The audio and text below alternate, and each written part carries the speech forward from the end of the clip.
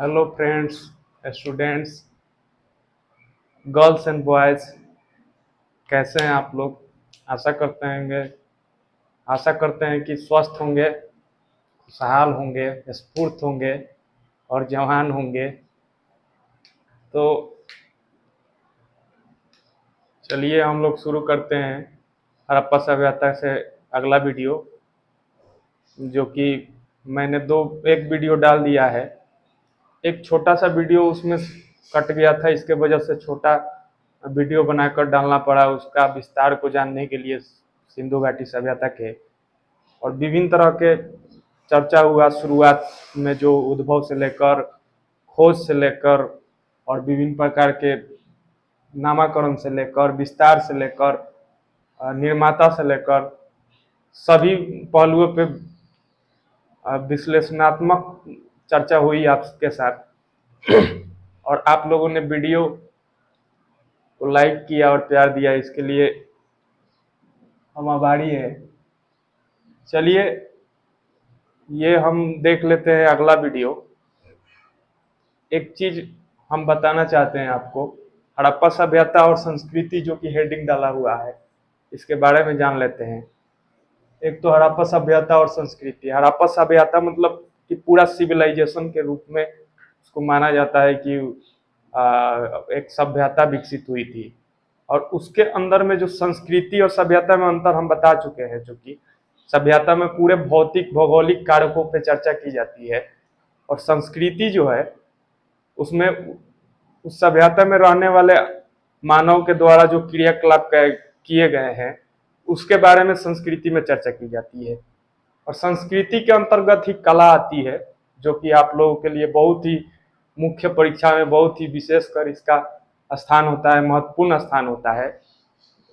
संस्कृति और कला से लेकर बहुत सारे इतिहास से जोड़कर, बिहार से अल्टर हिस्ट्री से जोड़कर, जो कि बिहार से आते हैं, उससे जोड़कर आप लोगों से मेंस में क्वेश्चन बनाकर पूछा जाता है।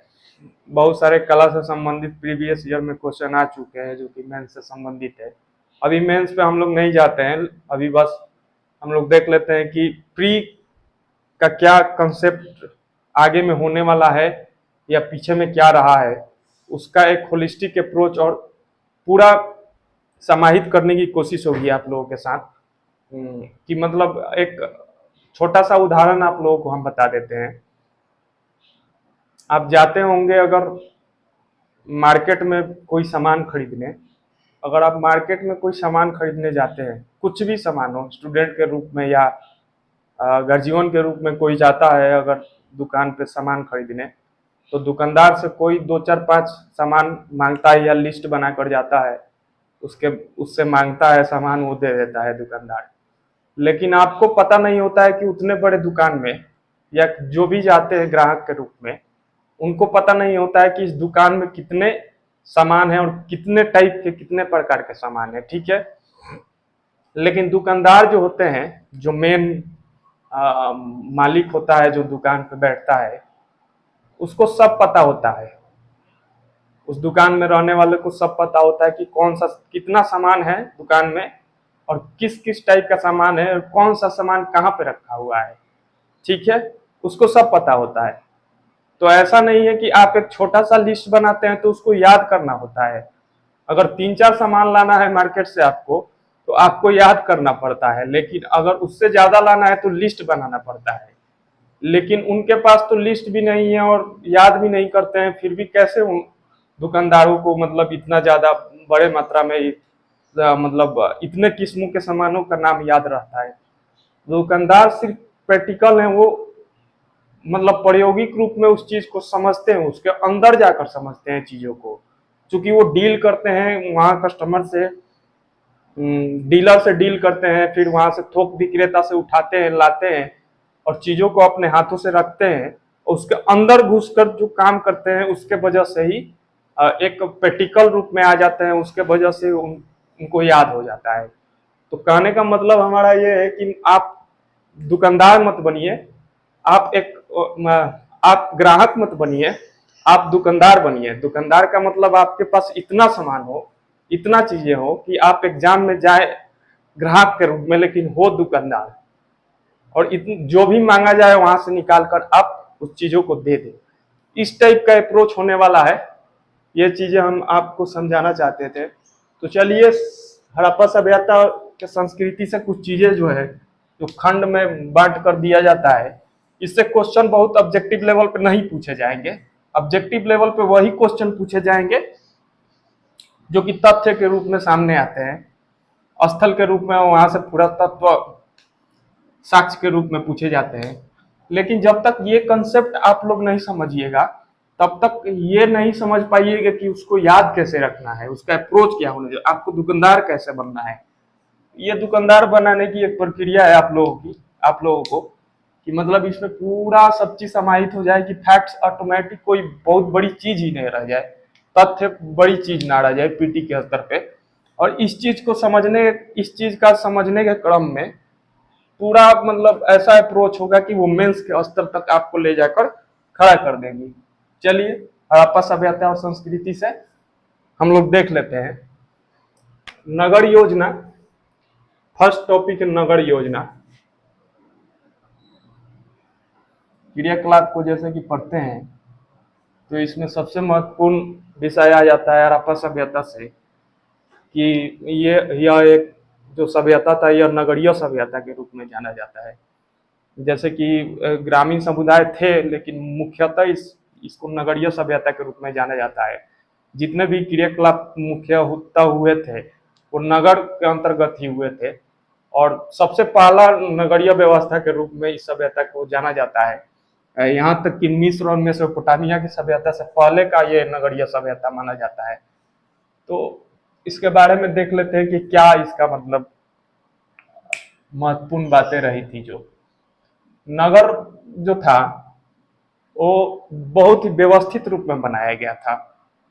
मतलब इतना व्यवस्थित था कि कहीं भी कुछ भी एक दिक्कत नहीं होने वाली थी।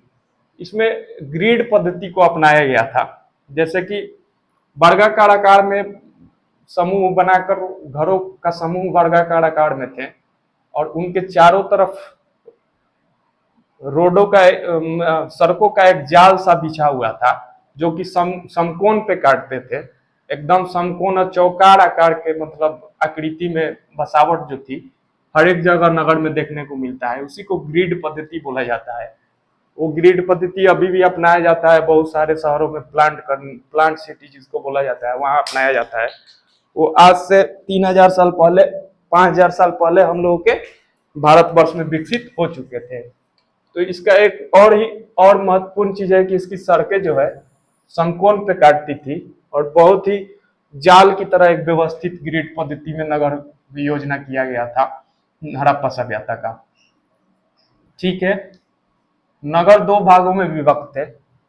नगर जो थे मतलब वहां के जो शहर थे या नगर बोला जाए, जो मुख्य मुख्य शहर थे, वो दो भागों में विभाजित थे। एक पश्चिमी टीला था और एक पूर्वी टीला था। ठीक है, पश्चिमी टीला जो था वो मुख्यतः माना जाता है कि जो कुलीन वर्ग थे, एक तरह से कुलीन वर्ग जो हड़प्पा सभ्यता से संबंधित थे, जिसमें पुरोहित आते थे, और पुरोहित के यहाँ ही हाथों में माना जाता है कि शासन का व्यवस्था, शासक वर्ग जो थे वो पुरोहित ही थे, जो पूजा पाठ या कर्म कांड या धार्मिक अनुष्ठान जो करवाते थे, उन्हीं के हाथों में शासन व्यवस्था माना जाता है हड़प्पा सभ्यता का रहा होगा। तो उनका जो निवास स्थल था वो पश्चिमी टीला पे था। वो ऊपर के तरफ रहता था पश्चिम में, जो कि एक दुर्ग के रूप में विकसित किया गया था। दुर्ग कहने का मतलब कि एक मतलब किला बनाया गया था, बहुत बड़ा शहर, छोटा सा किला, छोटा छोटा निवास स्थल बनाए गए थे, और एक दुर्ग के रूप में पश्चिमी छोर पे मतलब एक टीला बनाया गया था, उस पर नगर स्थित थे ये टीला के रूप में। और पूर्वी टीला पे जो नगर अवस्थित थे, जो अवशेष मिले हैं, वहां पूर्वी टीला पे जो नगर थे वो सामान्य नागरिकों के लिए, जैसे कि व्यापारी, शिल्पी, बढ़ई, ये सब जितने भी ये सब लोग थे, जो वो श्रमिक हो गए, छोटे छोटे वर्ग के लोग या मध्यम वर्ग के लोग या व्यापारी हो गए, शिल्पीकार हो गए, बहुत सारे जो सामान्य नागरिक थे वो पूर्वी टीले के अंतर्गत पूर्वी शहर में रहा करते थे, पूर्वी नगर में रहा करते थे। और इन नगरों की एक और भी विशेषता थी, इस टीलों पे जो नगर के रूप में विकसित हुए थे, जितने भी निवास स्थल थे, उसको एक रक्षा प्रचीर जो बोला जाता है, घेराव करके उसको रक्षा करने के लिए एक दीवार का घेराव दीवार का घेराव किया गया था, जो कि मतलब चारों तरफ से एक रक्षा प्रचीर के रूप में रक्षा करते थे। और यही था, टीला रक्षा प्रचीर से घिरा होता था। और हर एक रक्षा प्रचीर के अंदर ही पूर्वी टीला, पूर्वी नगर या पश्चिमी नगर जो थे, अलग अलग नागरिकों के लिए जो बनाए गए थे, वो रक्षा प्रचीर से ही पूरा घिरे होते थे। सामान्य रूप से, मुख्यतः रूप से बहुत ज्यादा स्थलों से ऐसा ही नगर मिला है, जिसमें एक प्रवेश द्वार होता था, एक मुख्य द्वार होता था जिसमें से प्रवेश किया जाता था, या पूर्वी नगर हो या पश्चिमी नगर हो, या पूर्वी टीला या पश्चिमी टीला बोल सकते हैं, उसमें एक ही प्रवेश द्वार होता था, वहां से प्रवेश किया जाता था।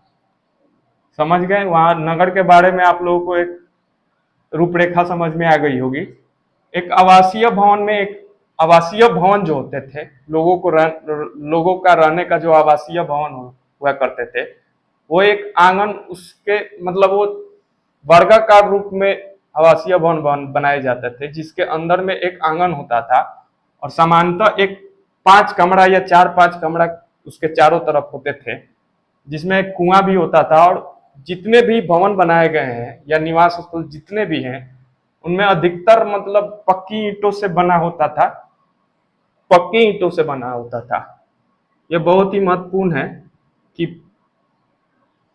पका हुआ ईंटों से भवनों का निर्माण किया जाता था, जो कि कहीं कहीं मिला है कि 2 मंजिला तक भी होते थे। ठीक है, 2 मंजिला होते थे। मुख्य दरवाजा जो था इसका, इस भवन का मतलब जितने भी मकान वहां बनाए जाते थे या भवन बनाए जाते थे, उनका मुख्य दरवाजा जो है, वो मुख्य सड़क, जैसे कि बताएं ग्रिड पत्ती में जैसे कि समकोण पे सड़कें काटती थी, तो सड़कों के सामने उनका मुख्य दरवाजा भवनों का नहीं खुलता था, ना खुलकर उसके पीछे के छोटा सा गली जो होता था, उसमें खुलता था उसका मुख्य दरवाजा पीछे की ओर। और जो ईंटों से बनाया जाता था, मुख्यतः माना जाता है कि बहुत ही नगर योजना में पक्की ईंटों का प्रयोग जो है, वो बहुत ही उन्नत किस्म में मिले हैं, बहुत ही महत्वपूर्ण स्थान रखते हैं कि मतलब ईंटों का प्रयोग उस टाइम में हुआ था। और ईंटों का जो आकार होता था, जो कि मतलब मकान बनाने में या निवास स्थल बनाने में या दुर्ग या रक्षा प्रचीर बनाने में उपयोग किया जाता था, उसका साइज को लेकर कभी कभी क्वेश्चन बनाकर पूछा जाता है। ये साइज जो होते थे, 4:2:1 में, 4:2:1 में होते थे उनका साइज, इसी साइज में बनाए जाते थे। और बाकी जो नगरों में नालियां, कुएं, सड़कें तथा आंगन पक्की ईंटों से बनाया जाता था। ये मुख्यतः नली, गली, कुएं और स्नानागार के लिए मुख्य रूप से नगर योजना प्रमुख था। नलियां जो थी, वो मुख्य सड़क के किनारे पक्की ईंटों से पक्का नाला के रूप में बनाया जाता था, जो कि शहर के बाहर या नगर के बाहर जाकर एक मुख्य हौज में गिरता था। वहां मतलब नालियों का व्यवस्था किया गया था, जो कि आज के विकास में देख रहे होंगे। उस टाइप नालियों के सुव्यवस्था इस तरह से किया गया था। कुएं थे, सार्वजनिक कुएं और प्राइवेट कुएं भी, निजी कुएं भी पाए गए हैं। सड़कें तथा आंगन जितने जितने भी कंस्ट्रक्शन, जितने भी किए गए नगर योजना के अंतर्गत, तो सभी पक्की ईंटों से बनाया जाता था। ठीक है, मतलब जितने भी निर्माण ये किए गए थे, वो सभी पक्की ईंटों के मिले हैं। लगभग में अधिकांशतः पक्की ईंटों से ही बनाया जाता था। तो ये था नगर योजना से संबंधित कुछ बातें, और इसमें और कुछ तो नहीं है। ये नगर योजना था और बहुत ही उन्नत किस्म में पाया गया है, और बहुत ही इसको सराहा गया है कि मतलब इतने पहले भारतवर्ष में एक ऐसी सभ्यता थी जो कि नगर योजना को से संबंधित थी, और बहुत ही उन्नत ढांचा के रूप में विकसित किया गया था नगर को। तो ये हड़प्पा सभ्यता और संस्कृति का फर्स्ट टॉपिक नगर योजना को समझ लिए। अगला हम लोग देख लेते हैं आर्थिक जीवन से संबंधित क्या क्या बातें रही है और क्या क्या तथ्य निकल कर सामने आते हैं हड़प्पा सभ्यता से। ये समझना बहुत जरूरी है। ये समझने के बाद जो है आपको मतलब फैक्ट्स याद करने में बहुत ज्यादा आसानी हो जाएगी। तो प्रमुख प्रमुख आधार आर्थिक जीवन जो है, आर्थिक जीवन का प्रमुख आधार जो था वो कृषि, पशुपालन, शिल्प और व्यापार थे। मुख्य रूप से व्यापार बोला जाता है कि व्यापार बहुत ज्यादा विकसित अवस्था में थे। बहुत दूर दूर दराज विदेशों में या आंतरिक या बाह्य या व्यापार के द्वारा बहुत ही ज्यादा आर्थिक गतिविधि को किया जाता था पूरे हड़प्पा सभ्यता में। लेकिन इसके अंतर्गत कृषि भी थे और शिल्प भी था और व्यापार तो था ही, पशुपालन भी था। तो इसको देख लेते हैं कि किस तरह से क्या क्या रहा है इसमें। कृषि में जो था इसका इसमें लकड़ी के हलों का साक्ष्य प्राप्त किया गया है। लकड़ी के हलों का प्रयोग किया गया है। लकड़ी के हलों के द्वारा जुताई की जाती थी, जिसमें कि मतलब पशुओं को बांधकर पशुपालन के द्वारा जो भी पशु थे उनके द्वारा हलों का प्रयोग किया जाता था। सिंचाई जो था, सिंचाई नदियों और वर्षा के जल एवं कुओं पर निर्धारित था। ठीक है, मतलब निर्भर करता था। इसमें ऐसा कुछ सिंचाई व्यवस्था नहीं था कि मतलब कुछ एक्स्ट्रा था। नदियों, वर्षा और कुआं के जल जल के द्वारा ही मतलब प्राकृतिक आधार पर ही किया जाता था। मतलब निर्भरता जो थी वो प्राकृतिक निर्भरता ही थी सिंचाई के लिए। कृषि के सिंचाई के लिए निर्भरता जो थी वो प्राकृतिक रूप में ही सामने आती है। और इसमें फसल जो होते थे, माना जाता है कि 9 फसल मुख्य रूप से होते थे। इसमें गेहूं का फसल होता था, जौ होता था, कपास होता था, राई होता था। गेहूं, जौ, कपास, राई, तिल, मटर, तरबूज, ये सब चीजें उगाई जाती थी। विभिन्न प्रकार के किस्म के फसल और अनाज उगाई जाती थी और पैदावार होता था उनका। अनाज, एक और टॉपिक देख लेते हैं कि अनाज कर के रूप में शासक वर्ग द्वारा लिया जाता था, ऐसा माना जाता है और साक्ष्य मिला है। ऐसा कुछ पुरातत्व साक्ष्य मिले हैं जिससे अनुमान लगाया जाता है कि अनाज जो थे वो कर के रूप में शासक वर्ग द्वारा लिया जाता था। अन्नागार जो थे इससे ही साक्ष्य प्राप्त किए गए हैं। ये पूरा स्थल जो अन्नागार है, बाद में हम लोग देखेंगे ये कहाँ से मिला है। ये बहुत बड़े बड़े अन्नागार बनाए गए थे जो कि मतलब पश्चिमी टीले और पश्चिमी दुर्ग के अंतर्गत आते थे, जिसके अंतर्गत बहुत बड़ा मतलब अन्नागार होता था। उसमें अन्न को इकट्ठा किया जाता था और रखा जाता था।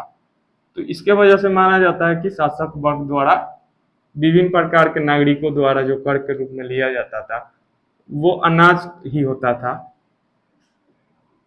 आगे देख लेते हैं चबूतरा जो है, उसके आसपास में चबूतरा एक होता था, बहुत बड़ा मतलब पक्की ईंटों का चबूतरा भी मिला है, जिसमें पिसाई, कुटाई, ये सब चीजें जो अनाज से संबंधित जो प्रोसेसिंग की चीजें होती थी वो की जाती थी, माना जाता है उस पे। लोथल से, जैसे कि आटा पीसने का चक्की का साक्ष्य मिला है लोथल से। ये आगे हम लोग देख लेंगे। अभी एक रूपरेखा हम लोग समझ लेते हैं कि आर्थिक जीवन से संबंधित क्या क्या बातें रही। ये हो गया कृषि से संबंधित बातें। लकड़ी के हलों का प्रयोग, सिंचाई, नदियों, वर्षा के जल और कुओं से फसल में गेहूं, जौ, कपास, राई, तिल, मटर, तरबूज, अनाज कर के रूप में शासक वर्ग द्वारा लिया जाता था। अन्नागार के साक्ष्य से इसको साबित किया गया है और माना जाता है। चबूतरा उसके आगे बनाए जाते थे, जिसमें पिसाई, कुटाई वगैरह की काम होती थी, जिसमें लोथल से आटा पीसने का चक्की प्राप्त किया गया है साक्ष्य के रूप में। और आगे एक आर्थिक गतिविधि में आता था पशुपालन। पशुपालन में मुख्यतः बहुत सारे पशु पाले जाते थे, जैसे कि बैल, गाय का साक्ष्य नहीं मिला है। आप लोग याद रखिएगा, हड़प्पा सभ्यता से गाय का अभी तक साक्ष्य नहीं मिला है। बहुत सारे गाय, भैंस, बकरी, घोड़ा, घोड़ा का भी मिला है कोटदा से। बहुत ही प्रकार के पशु पाले जाते थे, और जिसमें सबसे ज्यादा कुबड़ वाला सांड जो है, कुबड़ वाला सांड, ये सबसे प्रिय पशु के रूप में माना गया है कि हड़प्पा सभ्यता के लोगों का सबसे प्रिय पशु कुबड़ वाला सांड रहा है, जो कि धार्मिक तथ्य से जोड़कर इसको देखा जाता है। घोड़ा का अस्तित्व भी मिला है। सुरकोटदा जो है गुजरात में, वहाँ एक घोड़ा के हड्डियों के अवशेष प्राप्त किए गए हैं। इससे पता चलता है कि घोड़ा का भी अस्तित्व हड़प्पा सभ्यता में था। ठीक है, उद्योग धंधा को थोड़ा हम देख लेते हैं। उद्योग धंधे में जो था वो मुख्यतः सूती वस्त्र का भी निर्माण किया जाता था उद्योग में, जो कि कताई बुनाई के द्वारा मतलब सूती वस्त्र का हथकरघा से निर्माण करके उसके बाद उसका व्यापार किया जाता था उद्योग में। मुख्यतः तांबा से और टीन से संबंधित बहुत सारी वस्तुएं बनाई जाती थी, जिसका व्यापार के रूप में उपयोग किया जाता था। तांबा जो है क्षेत्रीय राजस्थान से प्राप्त किया जाता था, और टीन जो है अफगानिस्तान से लाया जाता था, जो कि मतलब अनाज के बदले में कच्चा माल, उद्योग के लिए कच्चा माल जो है विभिन्न जगहों से लाया जाता था, जिसके बदले में अनाज दिया जाता था, और अनाज के रूप बदले में मतलब वो लाया जाता था, धातु लाया जाता था। ये व्यापार वाणिज्य में थोड़ा सा हम देख लेंगे। यहाँ हम लोग आगे आ जाते हैं। धातु से बर्तन आभूषण मन के बनाए जाते थे। मतलब बर्तन, घरेलू उपयोग के जो बर्तन होते थे वो धातु से ही बनाए जाते थे मुख्य रूप से। आभूषण भी बनाए जाते थे धातु से। धातु के रूप में टीन और तांबा ही सबसे ज्यादा उपयोग में लाया जाता था। मनके बनाए जाते थे। मनके आप जान लेंगे, मनके छोटे छोटे गुड़िया के रूप में आप जान सकते हैं कि सजावट के लिए, या उसको गूंथ कर बहुत सारे सजावटी और घरेलू उपयोग के लिए, जो भी खिलौने के रूप में मतलब एक तरह से देखा जाए तो, या सजावटी वस्तु के रूप में मनके को जाना जाता है, वो भी बनाए जाते थे। बहुत ही बड़े पैमाने पर बनाए जाते थे। मनके बनाने के कारखाने भी प्राप्त किए गए हैं सिंधु घाटी सभ्यता से। इसमें मनके बनाए जाते थे, जिसमें तांबा, इसको बनाने के लिए, मनके बनाने के लिए मुख्यतः सेलखड़ी का ही उपयोग किया जाता था। सेलखड़ी जो है एक प्रकार की पत्थर है, जो कि बहुत ही अच्छी किस्म का पत्थर माना जाता है। वो बहुत ही चमकदार होता है, बहुत ही बहुमूल्य प्रकार के, मतलब जैसे कि संगमरमर हो गए, उसी प्रकार के एक सेलखड़ी पत्थर होता है। इसका प्रयोग विभिन्न तरह के कार्यों में किया जाता था, मुख्यतः मनके बनाने के कार्यों में किया जाता था। चाहुंद्रो जो एक जगह है, चाहुंद्रो, जो कि सिंध प्रांत में है पाकिस्तान के, वहां से मनका बनाने के कारखाने प्राप्त किए गए हैं, जो कि सेलखड़ी पत्थर से प्राप्त बनाया जाता था। मनके जान गए, आभूषण भी बनाए जाते थे, बर्तन भी बनाए जाते थे धातु से। युद्ध के जो सामान थे उनके संबंध में बोला जाता है कि हड़प्पा सभ्यता के लोग जो थे बहुत ही शांति प्रिय लोग थे, और वो युद्ध नहीं करते थे एक दूसरे के बीच में। चूंकि व्यापारी वर्ग थे तो युद्ध करने से उनका पूरा आर्थिक गतिविधि ठप हो जाती। इसके वजह से माना जाता है कि युद्ध उनका नहीं होता था आपस में। इसलिए युद्ध का जो अस्त्र शस्त्र होते हैं वो बहुत ही कम जगह से साक्ष्य के रूप में प्राप्त किए गए हैं। थोड़ा बहुत लकड़ी के कुछ कुछ रक्षा के लिए प्राप्त हुआ है, लकड़ी के सामान जो है वो प्राप्त किए गए हैं, लेकिन युद्ध मुख्य रूप से हड़प्पा सभ्यता के लोगों को शांति प्रिय लोग बोला गया है, जो कि युद्ध विमुख लोग थे। युद्ध विमुख और शांति प्रिय लोग माने जाते थे हड़प्पा सभ्यता के लोग। इसके व्यापार तथा वाणिज्य से हम लोग कुछ देख लेते हैं। व्यापार तथा वाणिज्य से और हम चाहते हैं कि बहुत ज्यादा टाइम ना लगे, इतना लिखा हुआ चीज थोड़ा सा शॉर्ट में बहुत बढ़िया से कम टाइम में आपको दुकानदार बनाना है, तो यही अप्रोच होना चाहिए और कुछ नहीं। थोड़ा सा अगर वीडियो क्वालिटी और आवाज़ को लेकर थोड़ा सा आपको तकलीफ हो रही होगी, या कॉन्फिडेंट लेवल में थोड़ी कमी दिख रही होगी, तो आप लोगों के प्यार से सब कुछ ठीक हो जाएगा। अगर आप लोग को अच्छा लगेगा तो जरूर ठीक हो जाएगा हर एक चीज़।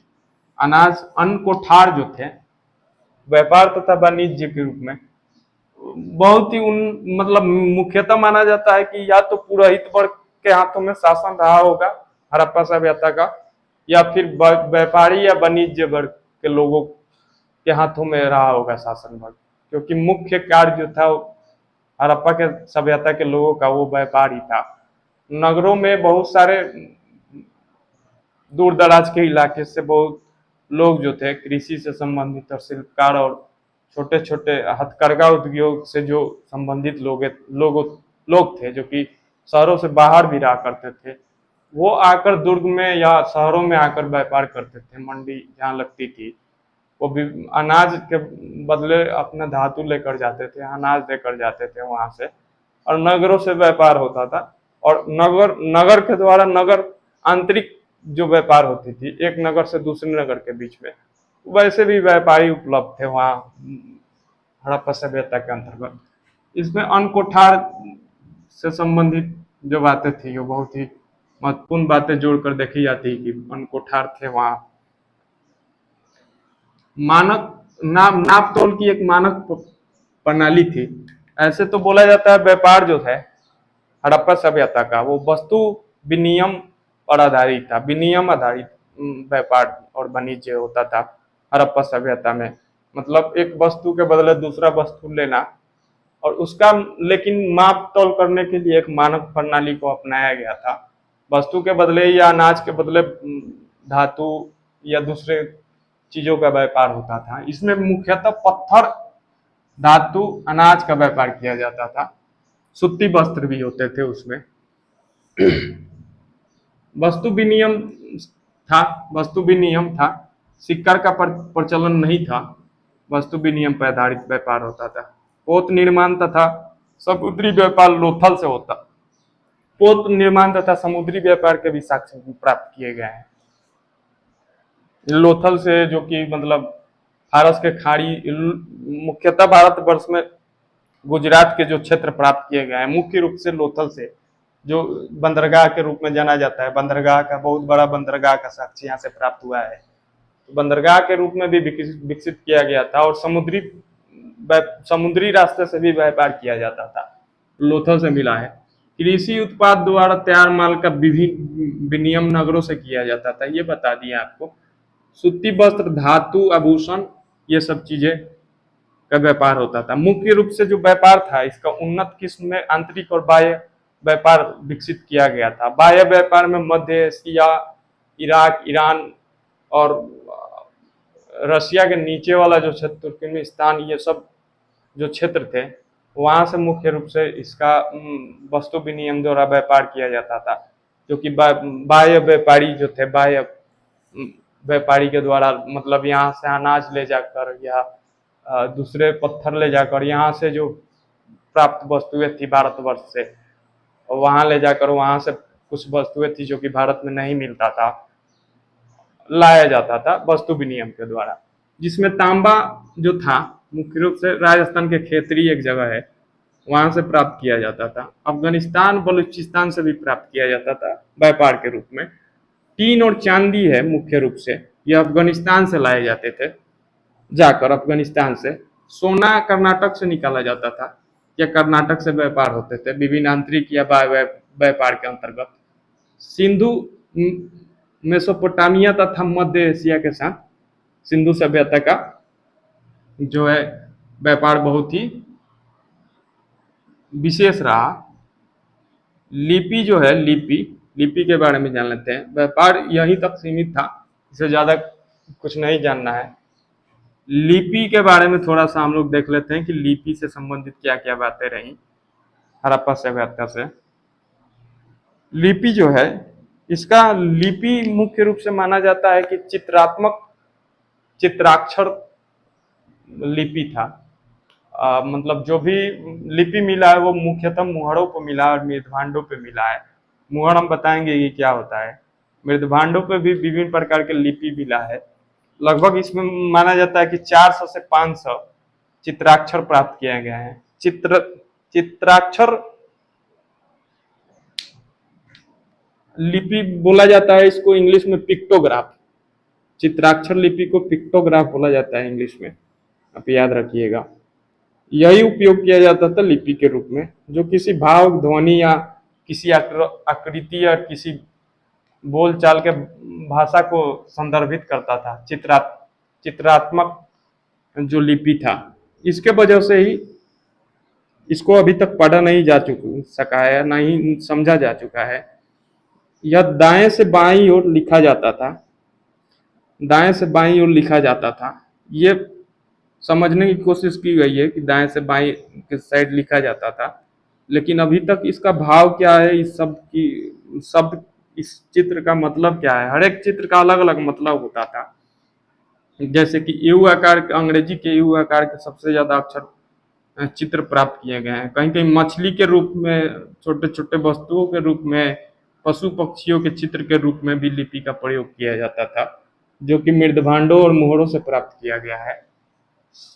ठीक है, अभी तक समझने की कोशिश की गई है, एक दो विद्वानों द्वारा दावा भी किया गया है कि ये है लिपि, लेकिन अभी तक इसका कुछ खास वर्णन नहीं आया है इतिहास के संदर्भ में। थोड़ा सा देख लेते हैं कला के संबंध में कि कला से संबंधित क्या क्या बातें रही, और कला से संबंधित बातें हम लोग देख लेते हैं। ये लास्ट होगा, इसके बाद एक दो और आएगा, लेकिन कला से संबंधित बहुत मुख्य बातें आपको समझनी होगी। कला में मुख्य रूप से प्रस्तर के, धातु के और मिट्टी के मूर्तियां बनाई जाती थी, और मुहरे और मनके और मृदभांड, ये सब जो चीजें थी ये कला के अंतर्गत आती हैं। और विभिन्न तरह के अलग अलग प्रकार के पत्थर के, धातु के और मिट्टी की मूर्तियां बनाई जाती थी, मुहरे बनाया जाता था, मनके बनाए जाते थे, मृदभांड बनाया जाता था बर्तन के रूप में। तो ये देख लेते हैं क्या क्या होते हैं। प्रस्तर मूर्तियां मोहनजोदड़ो से भी बहुत सारी प्राप्त हुई हैं, जो कि प्रस्तर मतलब पत्थर का मूर्तियां, और हड़प्पा से भी बहुत, तीन माना जाता है कि मोहनजोदड़ो से 1 दर्जन प्रस्तर मूर्तियां प्राप्त हुई है, हड़प्पा से 3 प्राप्त हुई हैं, और जगह से बहुत बहुत पत्थर की मूर्तियां प्राप्त की गई हैं। और दूसरा है धातु मूर्ति। विभिन्न प्रकार के जो धातु उपयोग में लाया जाता था उससे भी मूर्ति के रूप में उपयोग किया जाता था मूर्ति बनाने के लिए। इसमें यह कला के अंतर्गत आता था और इसका भी व्यापार होता था। मोहनजोदड़ो से नर्तकी की कांस्य मूर्ति जो है, मोहनजोदड़ो जो जगह है, मोहनजोदड़ो से वो नर्तकी की कांस्य मूर्ति, वहां से बहुत ही महत्वपूर्ण साक्ष्य प्राप्त किया गया है, जिसको क्वेश्चन बनाकर आपको पूछा जाता है। कांस्य मूर्ति जो कि 11.5 सेंटीमीटर लंबी है, जो कि मतलब एक नग्न अवस्था में कांस्य की नर्तकी की मूर्ति मोहनजोदड़ो से प्राप्त किया गया है, जिसमें सिर्फ कपड़ा के नाम पे आभूषण ही है और कुछ नहीं है। चहुंदरों से बैलगाड़ी, चाहुंदरों से बैलगाड़ी के रूप में मूर्ति, मतलब खिलौने के रूप में प्राप्त किया गया है। मीन मीन मूर्ति का मतलब समझ लिए, मीन मूर्तियां मतलब कि मिट्टी का मूर्ति होता है, प्रस्तर मूर्ति मतलब पत्थर का मूर्ति, और धातु मूर्ति मतलब आप समझते हैं। मीन मीन मूर्तियां बहुत सारी प्राप्त की गई हैं, बहुत सारे स्थल से बहुत सारी मीन मूर्तियां, सबसे ज्यादा माना जाता है कि मिट्टी का ही मूर्ति प्राप्त किया गया है। इसमें पुरुष, नारी और पशु पक्षी का मुख्य रूप से मिट्टी का जो मूर्ति है वो प्राप्त किया गया है। इसमें भी सबसे ज्यादा मूर्ति जो है नारी मूर्ति का मूर्तियां प्राप्त की गई हैं, पुरुषों की अपेक्षा अधिक है नारी मूर्तियां। इसलिए बोला जाता है कि मतलब मातृ प्रधान और मातृसत्तात्मक व्यवस्था रही है, क्योंकि बहुत जगह से ऐसे ऐसे साक्ष्य प्राप्त किए गए हैं। जैसे कि एक साक्ष्य प्राप्त किया गया है, वो आगे में हम लोग डिस्कस करेंगे, कि एक औरत के गर्भ से मतलब एक पेड़ निकलता हुआ दिखाया गया है। एक मतलब नारी के गर्भ से पेड़ निकलता हुआ दिखाई दिया गया है, जो कि मातृभूमि के रूप में पूजा जाता था। वो आगे में हम लोग डिस्कस कर लेंगे। मुहर जो है, मुहर मुहर छोटा छोटा मुहर बनाए जाते थे, जिनका उपयोग जो है व्यापार के संबंध में, वो वस्तुओं के गांठ जो बनाए जाते थे, बड़े बड़े जो गांठ बनाए जाते थे, उसको मुहर मारने का काम किया जाता था। वो मुहर के रूप में प्राप्त किए गए हैं। ये मुहर जो है सेलखड़ी पत्थर के बनाए जाते थे मुख्य रूप से, आकार चौकार आयताकार और होता था मुहरों का, और मुहर से संबंधित भी क्वेश्चन बनाकर आपसे पूछा जाता है। एक श्रृंगी पशु जिस पे अंकित होता था या कुछ लिखा हुआ लिपि के रूप में प्राप्त होता था, या किसी जानवर के चित्र के रूप में उस मुहर पे अंकित किया जाता था। और मन के जो है, मन के वो सेलखड़ी के ही बनाए जाते थे। शंख और हाथी दांत के भी सेल मन के बनाए जाते थे। मेदबांड बनाए जाते थे और ताम्र पट्टिकाएं बनाई जाती थी। छोटी छोटी तांबा का पट्टिकाएं बनाई जाती थी। उस पर विभिन्न प्रकार के लेख मिले हैं, जिससे बहुत ही महत्वपूर्ण माना जाता है हड़प्पा सभ्यता के इतिहास को वर्णन करने में। तो ये कला, संस्कृति, आर्थिक जीवन और थोड़ा सा सामाजिक संगठन जान लेते हैं कि सामाजिक संगठन जो था, माना जाता है कि इतना ज़्यादा उन्नत किस्म में जो व्यापार और इतना सभ्यता और संस्कृति जो विकसित हुई थी, कहीं न कहीं इसका शासन जो है केंद्रीकृत रहा होगा, जिसके वजह से ही पूरा व्यवस्था चलता है। और इस शासन केंद्रीकृत का मतलब एक जगह ही सेंट्रलाइज होगा कहीं पावर। वहाँ एक माना जाता है कि व्यापारी या वणिक वर्ग के हाथों में शासन रहा होगा, जो कि पुरोहित के साथ में मिलकर काम करते थे। और दूसरा कि ये जितने भी हड़प्पा सभ्यता के क्षेत्र थे, विभिन्न विभिन्न प्रांतों में बांटे गए थे। हर एक प्रांत पे कंट्रोल मतलब एक शासक वर्ग का होता था, और उनके अंदर में ही व्यापार या जितने भी कार्य किए जाते थे, संस्कृति के अंतर्गत जितने भी क्रियाकलाप किए जाते थे, उन्हीं के अंतर्गत किया जाता रहा होगा। और आंतरिक व्यापार हो या बाह्य व्यापार हो, बाह्य व्यापार के रूप में मध्य एशिया से व्यापार बहुत ही उन्नत किस्म में विकसित अवस्था में थे, जो कि मतलब समुद्री रास्ते से और स्थल रास्ते से किया जाता था। और विभिन्न प्रकार की जो बातें थी, मुख्य मुख्य बातें थी, और एक रूपरेखा समझने की जो कोशिश है, वो पूर्ण रूप से हमने किया है। अगर आवाज़ में थोड़ी बहुत रुकावट और थोड़ी बहुत हिचकिचाहट आपको महसूस हो रही होगी, तो इसके लिए हम क्षमा चाहते हैं। इसका ज़रूर ही हमारा उद्देश्य होगा कि आपको क्लियरिटी 100% दिया जाए, और अप्रोच जो है आपको एक मतलब खरीदार ना बनाकर सेलर बनाया जाए, दुकानदार बनाया जाए, कि इतनी सामान आप लेकर एग्जाम में बैठो। छोटे सब छोटा सा वीडियो में ये नहीं कि बहुत बड़ा बड़ा वीडियो बनाकर इतने सब चीज़ें लिखा हुआ आप मत देखिए कि क्या क्या लिखा हुआ है। बस समझने के लिए ये सब चीज़ें हैं, और समझना बहुत ज़रूरी है। चूँकि आप बीपीएससी की तैयारी कर रहे हैं, या बिहार दरोगा के लिए, या ग्रुप सी तक किसी भी गवर्नमेंट एग्जाम का प्रिपरेशन कर रहे हैं, तो उसमें एक होलिस्टिक अप्रोच मतलब कि आपको कंप्रीहेंशन बहुत ज़्यादा ज़रूरी हो जाता है। कि कंप्रीहेंशन, अगर समझदारी विकसित नहीं होगी आपको, तब तक आप ऑब्जेक्टिव लेवल पर ही अप्रोच करके आप कलेक्ट नहीं कर पाइएगा एक चीज़ को। क्योंकि कंपटीशन का लेवल जो है वो दोनों तरफ से टफ हो गया है, स्टूडेंट के तरफ से भी और एग्जाम लेने वाले की तरफ से, दोनों तरफ से टफ होते जा रहे हैं। तो बीच में अपने आप को सेंट्रलाइज करके इस चीज़ को आगे ले जाना है, और किस तरह से एक एक्स्ट्रा ऑर्डिनरी अप्रोच होना चाहिए, जिससे कि मतलब मेहनत भी कम लगे और आपका मतलब सफलता भी सुनिश्चित हो। तो ये हमारी कोशिश होगी। आप लोग आगे बढ़ाइए इस वीडियो को और हमारे हमारे क्लास को। चूँकि सारे चीज़ें अकेले करना थोड़ा सा संभव नहीं होता है। आप लोग जब जुड़िएगा हमारे साथ, तो ज़रूर ही हम आगे में बहुत ही अच्छा करने की कोशिश करेंगे। और हड़प्पा सभ्यता से हम मान के चलते हैं कि 3 वीडियो में इतना ज़्यादा मतलब बढ़िया अप्रोच देकर आपको मतलब सही तरीके से पूरे चैप्टर को डिस्कस कर देना, और एक एक तथ्य को निकाल कर आपके सामने ला देना, ये बहुत ही बड़ी चुनौती की बातें होंगी।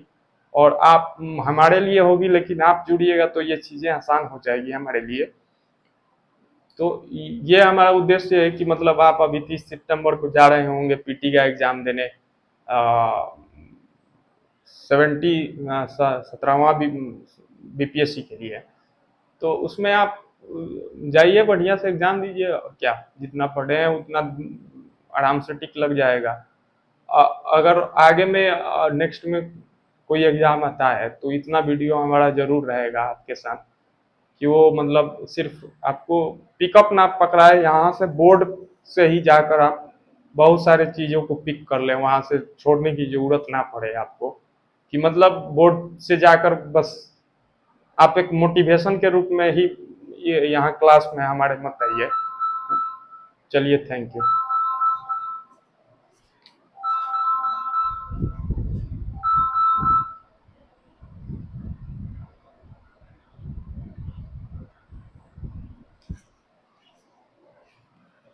ठीक है, इससे ज़्यादा डिस्कस करने आप तो खुद समझदार हैं, आप कमीशन के लिए या दरोगा के लिए या बिहार एसएससी के लिए, अदर स्टेट पीसीएस या other state BPS, group B, group C या विभिन्न एग्जामों के लिए जो तैयारी कर रहे हैं और जो सीरियस कैंडिडेट है वो तो समझदार है, इतना ज़्यादा समझाने की ज़रूरत नहीं है। चलिए, थैंक यू, नमस्कार। आपकी ज़रूरत हमेशा रहेगी हमको, इसके लिए हम पूरा संपूर्ण प्रयास करेंगे कि किस तरह से आपको एक सच्चा व्यवस्था दिया जाए, अच्छी तरीके से कोशिश हो।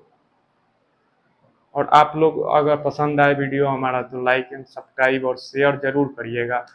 अ, निश्चित इससे हमको बहुत ही ज़्यादा फायदा मिलेगा। धन्यवाद।